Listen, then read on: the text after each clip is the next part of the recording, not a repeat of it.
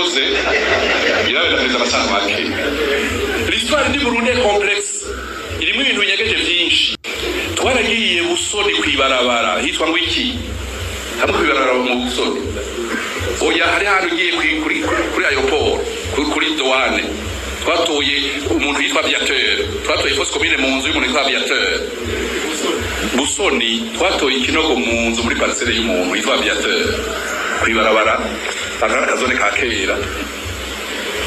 Bashobora yuko baraba Hutu bavuye mu Rwanda muri abahutu baravuye mu Petero Karaveri ndayicariye muri ano makuru turaza gukurikira byinshi yahejeje gushira ahabona aho atangura avuga yuko istuwari y'u Burundi ari istuwari igoye gutahura kandi ari istuwari inyegeje mwo ibinyegezwa byinshi. Muri ano makuru turaza kumugaruka ko turabe n'ivyo yarariko aravuga kuri kahise ku Burundi, turaza kubigaruka ko muri ano makuru twabiguteguriye. Muri ano makuru turaza no kubabwira andi makuru ahambaye cyane y'ibiriko birakorwa n'iperereza ry'u Burundi, aho hari abagabo bane banyurujwe.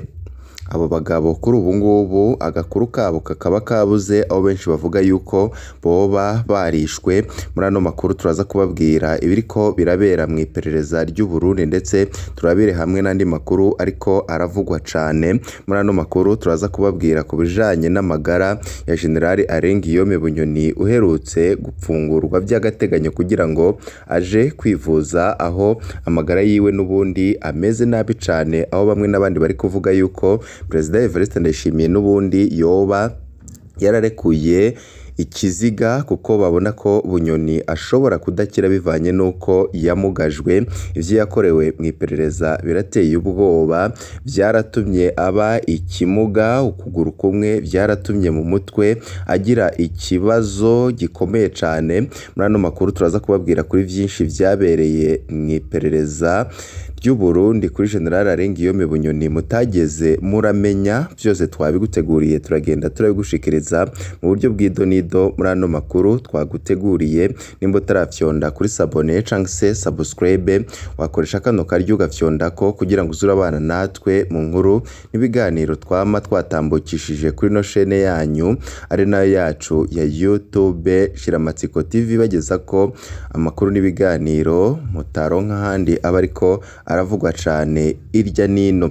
Twatanguye twumviriza Petero ndayicariye aho avuga ku cigwa gikomeye cyane, icigwa ca Petero Karaveri ndayicariye kahise ku Burundi karimwo byinshi binyegejwe. Iyi nkuru umukuru wa Severi Petero Karaveri ndayicariye yayitanze muri Mukakaro umwaka wa 2022. Yashatse kwerekana ingene abantu bahinduka muri politike y'u Burundi, ugasangaho waziga umuntu ntaho bihuriye n'ivyo yahavuye yamukamwo. Akarorero yagatanze ku mushikiranganji François Ngeze.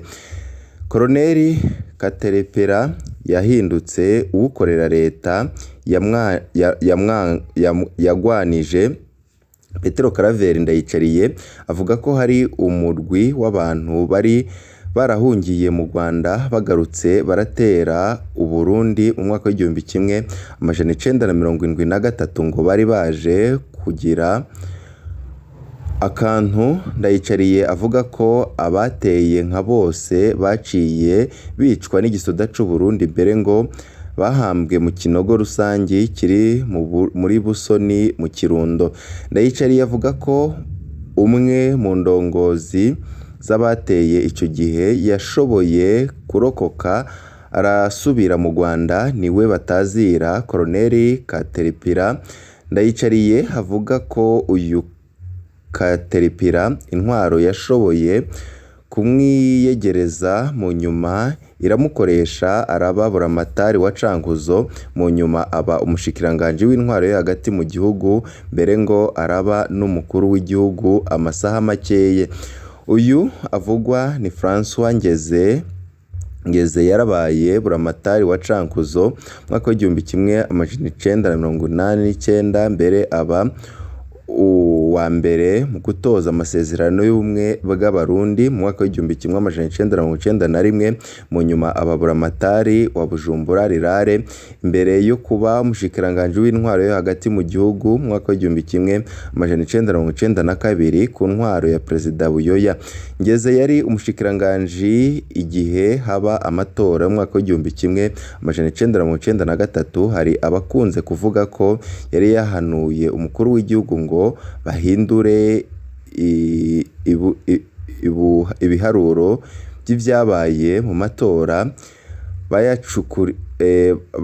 bayacurikire kuri iprona bayihe amajwi ya Frodebu, iyo nayo bayihe aya iprona. Havugwa cane ko Perezida yavyanse. François Ngeze yarahaye ikiganiro ikinyamakuru Iwacu, aho yivugira ingene yarwanije ubutegetsi bwo mu Burundi akiri mu Rwanda, ingene mu nyuma yahavuye ababuramatari ivyo yahanuye Perezida Buyoya mu gihe yari umushikiranganji wiwe. Ubikeneye yabisanga kuri nombonesha kure twari twaratanze inkuru yavyo, ariko nanone akarorero ka Petero Karaveri Ndayicariye yibagiye gutanga ino nkuru tugira ngo tubashikirize. Hari akandi karorero gakomeye Petero Karaveri Ndayicariye atatanze hano, nuko we nyene yari umwizigirwa akomeye w'iyo ntwaro, avuga yasorukiye intwaro ya Perezida Buyoya mu Bufaransa ni Addis Abeba muri Ethiopia, hose nyine aserukiye iyo leta. Aho hose ni ahantu hakunze kuja abantu bizewe cane. Perezida Ndadaye yaramugumije Addis Abeba.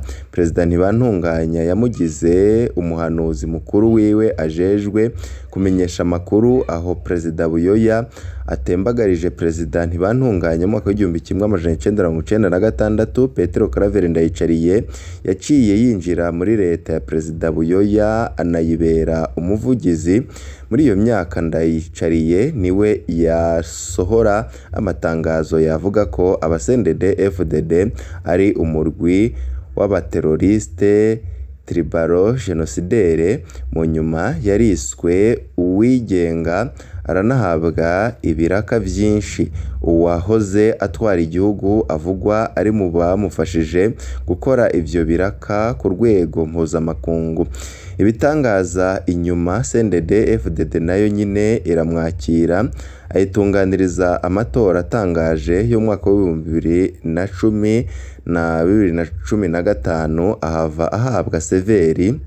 Yasabwe gukora mu buryo bufasha intwaro gukomeza inyigisho zitandukanya amoko. Ubu niwe wa mbere atuka za ntwaro yahoze avugira mbere. Ntaco abeshemwo kahise ku Burundi ni gitangaza kanyegejemwo vyinshi mwebwe mutabasha gutahura.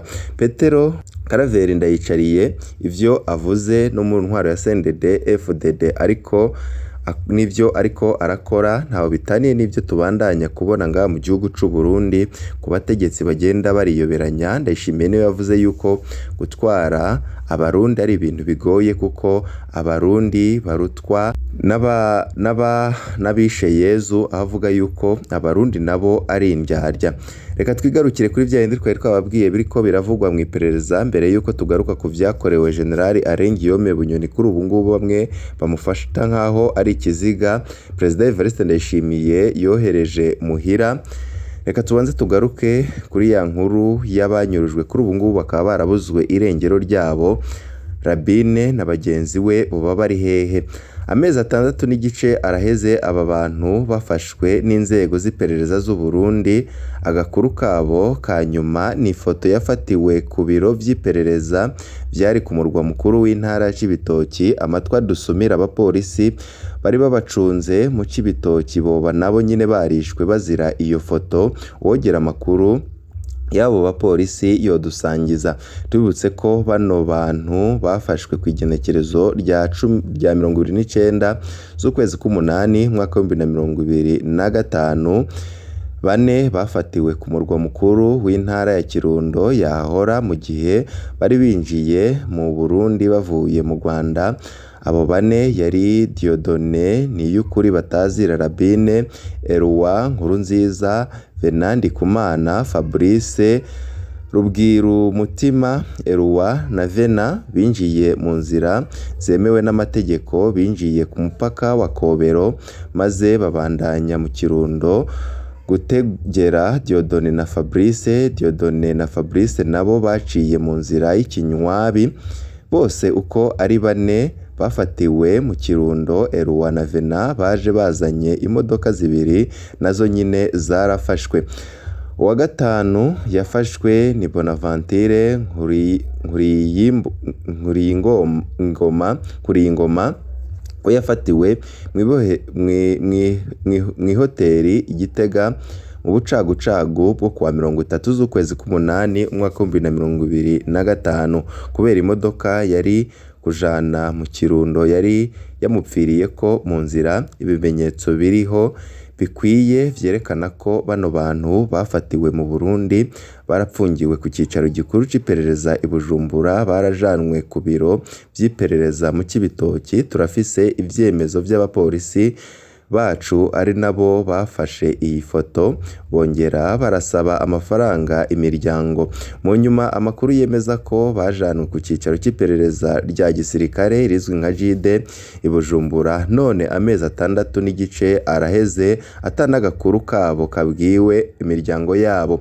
Umuntu afashwe icaha cose yoba yagira araheza akajanwa mu butungane. Salvatore Horihoze atwara iperereza mu ntara ya Butanyerera bafatiwemwo Generali Major Defonse Abarurema atwara iperereza mu gihugu Service National de Renseignement, Colonel Jean Defe Manirakiza atwara iperereza rya gisirikare be n'abamukurira barategerezwa kuvuga iyo bashize bano bantu. Nta rwego na rumwe rw'igihugu rurekuriwe kwica abanyagihugu ruba rwafashe. Umurwi w'igihugu ujejwe agateka kazina muntu CNIDH nawo nyene rurekuriwe kwirengagiza ikibazo nk'iki mu gihe kiba camenyekanye. Woronka gishasha kijanye n'amaherezo y'aba bantu yotwandikira muri ndondeza na akamenyetso ko guteranya 32 46 56 51 9 ibi nyine bikaba byajeje gushirwa ahabona na Pacifique Ninazwe, umwe mu baranira agateka kazina muntu kuri ubu ngubu akorera mu buhungiro. Bisanzwe bizi yuko akunda gutomora nyine inkuru zifitiwe ivyemezo mu matohoza aba yakoze. Reka tuve kuri iyo nkuru yabo nyine bafashwe. Iperereza ry'u Burundi rikaba ritarerekana aho baba barashizwe. Tugaruke kuri General Arengiyome Bunyoni aherutse kurekurwa kugira ngo aje kwivuza. Amakuru dukura mu muryango wiwe ivyo yakorewe mu iperereza nawe nyine birateye ubwoba, kuko yakorewe tortire iteye ubwoba kugezaho akaguru kiwe kamwe kabaye ikimuga, kabaye paralize kuri ubu ngubu ntigakora, aragendera mu kagare. Ibintu yakorewe mu iperereza bivugwa yuko ari byo nyine vyamugize ikimuga ukuraho. Ubwo ariko arabazwa ivyo Ndayishimiye yamushize ko harimwo kugerageza gutembagaza ubutegetsi bwiwe, kugerageza kumwica akoresheje amagentengente, gutunga amatungo atarekuriwe ndetse no gukoresha ububasha ahabwa n'itegeko mu nyungu ziwe, ndetse n'ibindi byinshi bagiye bapfa na Perezida Evariste Ndayishimiye. Bivugwa yuko ivyo byose nyine ngo vyakozwe na bamwe bari bagiye barungikwa na Perezida Evariste Ndayishimiye kugira ngo ashobore kwemera ivyo vyaha. Twari twabwira yuko General Arengiyome Bunyoni si kuko aguru gusa afise ikibazo gikomeye cane, ngo no mu mutwe yacitse ikiruruma. Ni umuntu nyine yataye ubwenge. Ivyo bamwe n'abandi bari kuvuga yuko Ndayishimiye nubwo yamurekuye rwose ataco yarekuye, kuko yarekuye umupfu wigendera, nk'uko nyine bamwe n'abandi mu masoko mu muryango wiwe abandanya kubivuga yuko n'ubundi nubwo yamurekure ngo aje kwivuriza hanze ngo kwari kugira ngo adapfira mu ibohero, maze abanyagihugu bagatera hejuru, akaba yarahisemwo nyine ko yaja gupfira mu rugo iwe kuko amakuru adushikira ariko arabivuga. Ayandi makuru avuga yuko Bunyoni yakubiswe imihini myinshi cyane kugira ngo yemere, anakorerwa andi mabi ateye ubwoba tutabasha kuvuga, aho nk'umukenyezi wiwe ariko aramureba agakorora amosozi. Abana nuko ibiriko biraba nubwo yapfunguwe navyo nyine birababaje ukugene babona ko ise wabo adateze gukira. Amakuru dufise nuko umuryango we uriko urasaba ko barekurirwa ko General Bunyoni yajya kwivuriza hanze, ariko nanone President Evariste Ndayishimiye yarafise ubwoba ko amurekuye ibara ryaca rimugwa ko mu gihe yari yafashwe ashaka guhirika ubutegetsi bwiwe.